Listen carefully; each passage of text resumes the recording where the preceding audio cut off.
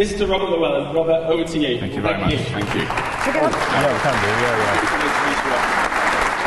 we can do. The panel are going to come and sit up. I will be introducing them in very few moments. I'm just going to quickly do a very brief potted history of why I might be here. In fact, 20 years ago, I was given a ride in an electric car in California, having no idea why they bothered, what it was about, anything to do with it. It just seemed totally bonkers to me.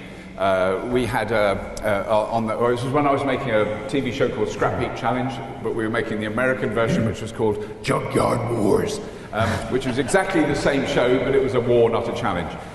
We were at the time obviously involved in the Iraq challenge in this country. But I got this, I had a lift in this car, and it just stuck with me, this experience of going, it was very fast. It was an experimental electric car. Many of the engineers that were working on it went on to work at Tesla, and so it was pre all the stuff we now know about.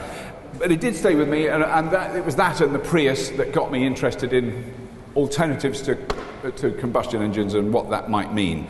It took a long time. It wasn't an overnight Damascene moment. It took a long time. But from 2010, I've been making a series on YouTube called Fullycharged Show, which is about electric vehicles, renewable energy, blah, blah, blah. And that has grown from really almost a hobby to a sort of a absolutely knackering full-time job. I'm too old, I should retire. My dad was looking after his chickens and gardening when he was my age, but I have to keep going. And it's enormously fun, and we have had incredible experiences all over the place doing this show, and seen an incredible change in the last 10 years. Absolutely extraordinary, and particularly in the last 5. Real acceleration of those things. And so I'm here because at my house today, I'm very happy because it's a sunny day. I have 5.5 kilowatts of solar on the roof. I have batteries in the garage. I have a Mixergy hot water tank, a load of equipment made by My Energy, which is absolutely brilliant, which switches all the power into different places. A Zappi electric car charger that will charge a car today just from solar, not from anything else.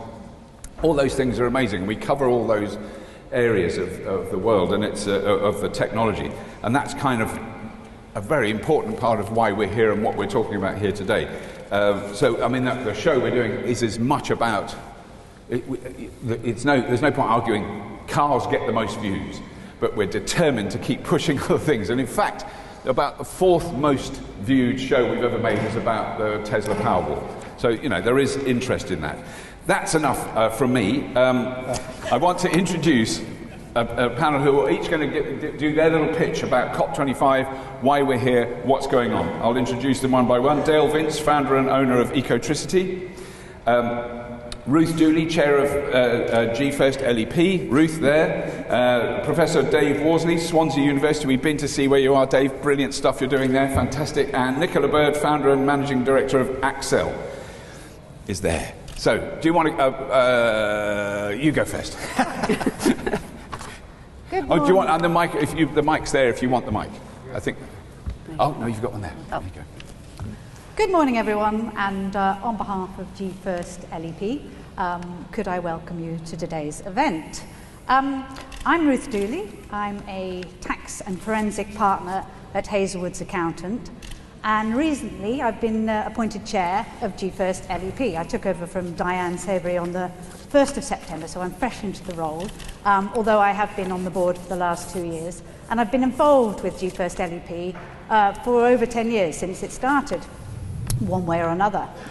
So some of you may be saying, what is Gfirst LEP? Well, it's what it says on the label. It's a local enterprise partnership. And it's a partnership. It's business-led, and it's a partnership between the private sector, the public sector, education, and the voluntary sector. And it's all about the economic strategy for Gloucestershire. And over the last 10 years, the LEP has secured over 100 million of funding for various projects in Gloucestershire, and from that has leveraged another 500 million of funding from the public and the private sector. And actually, coming here is really brilliant because 10 million of that has been invested locally. It's been invested in the bridge that most of you will have come over on the way here, the A38 Barclay Bridge. It's been invested, 3 million was invested in the C11 Cyber Centre with University of Gloucestershire. and also the Green Skills Centre. Green stands for Gloucestershire Renewable Energy, Engineering and Nuclear Skills, and it's all about STEM subjects for the youngsters. And that brings me on to the next part of what Gfirst LEP is contributing to the county. We put together an economic strategy for the future, and we consulted with 5,000 young people to do so. And not surprisingly, green became one of the main planks of that economic strategy, along with agri-tech and cyber. And the mission is to make Gloucestershire the greenest place to work and live in the country, which I think you'll agree is a noble ambition. So, how is this going to be done? Well, part of the offering is through our growth hubs, and I'm sure you're all aware of the growth hubs across the county. There are growth hubs, the first one in Gloucester, the second one was, well, I don't know what order they're in, but there is Stroud, which is opening, having its official opening tomorrow. Doina I was speaking to earlier, and she was reminding me that it's going to be opening tomorrow, but I do know because I'm going along. Last week, the Forest of Dean was opened, and next year we should be opening the Cheltenham Growth Hub. And the growth hubs are very much tuned into the zero emissions economy, purpose of the county, and are offering all sorts of help to get there. So local businesses can go to the growth hub, both online and at the physical centres I mentioned, and get go to webinars, seminars, workshops. There's going to be online tools available and help with short-term and long-term strategies for businesses to get to net zero. The growth hubs will help with other aspects, including sustainable actions and climate policies, as well as environmental certification, and crucially, pointing businesses towards what funding might be available. So Gloucestershire businesses need to get along to the growth hubs to try and stay ahead of the curve as far as the path towards net zero. Thank you everyone for listening, and have a great day. Thank you very much. And now if we could hear from Professor Dave Worsley. Thank you, Dave. Morning. Hello. Hi. All right. Now, this is unusual for me. I've actually got a script. Sam Stacey saw me writing this earlier on, right? Detailed files.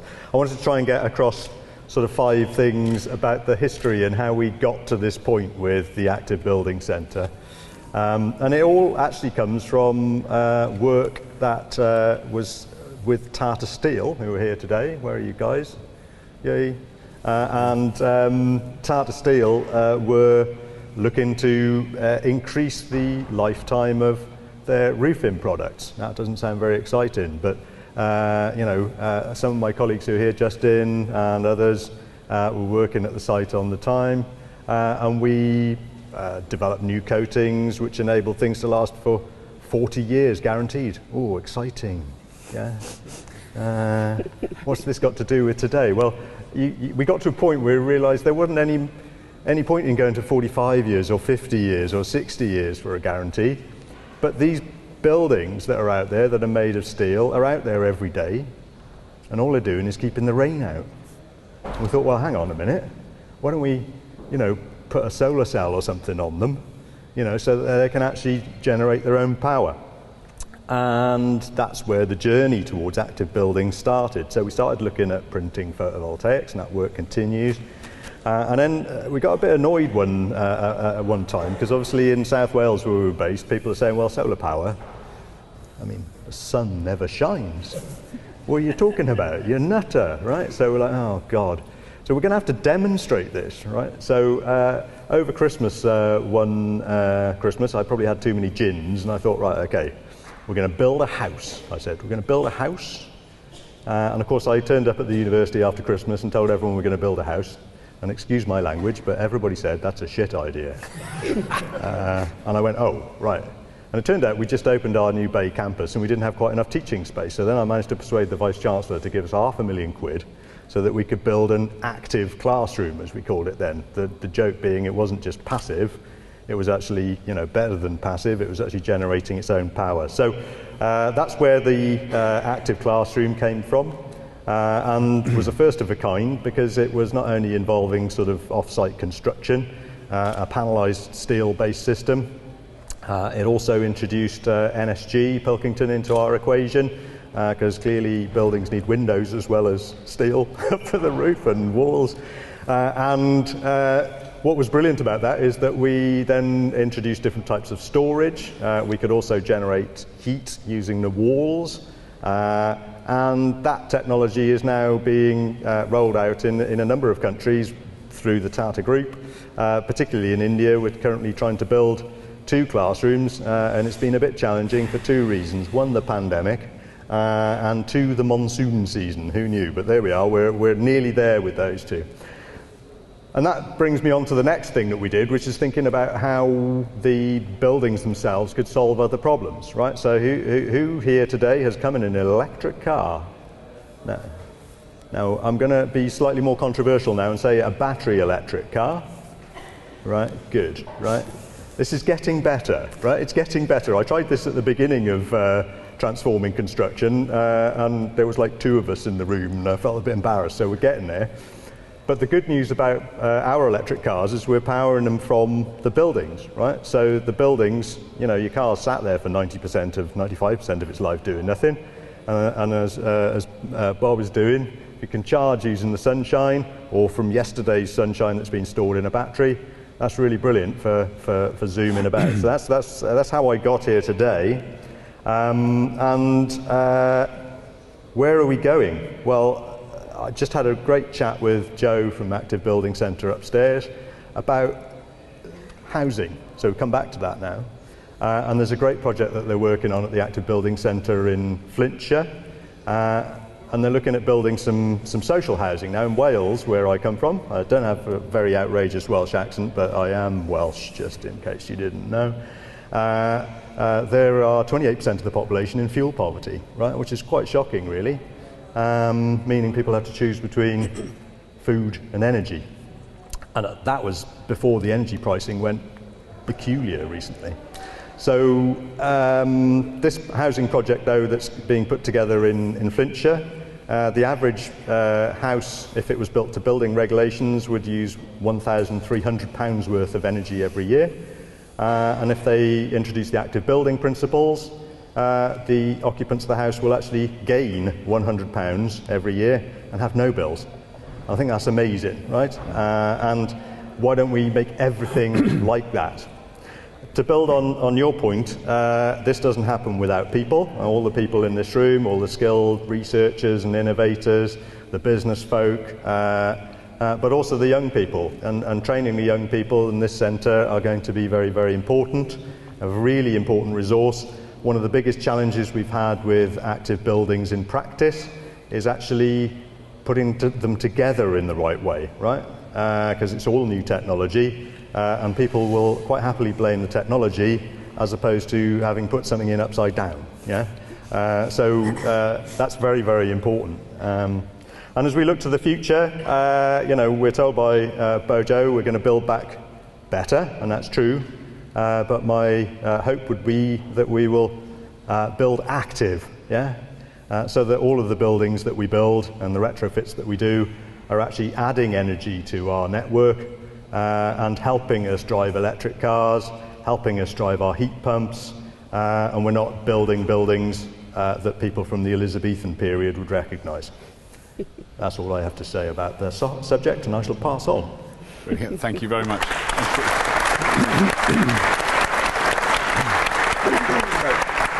Nicola. Yes. Good morning, everybody. I hope you don't mind. I'm going to sit because my legs are a bit wobbly.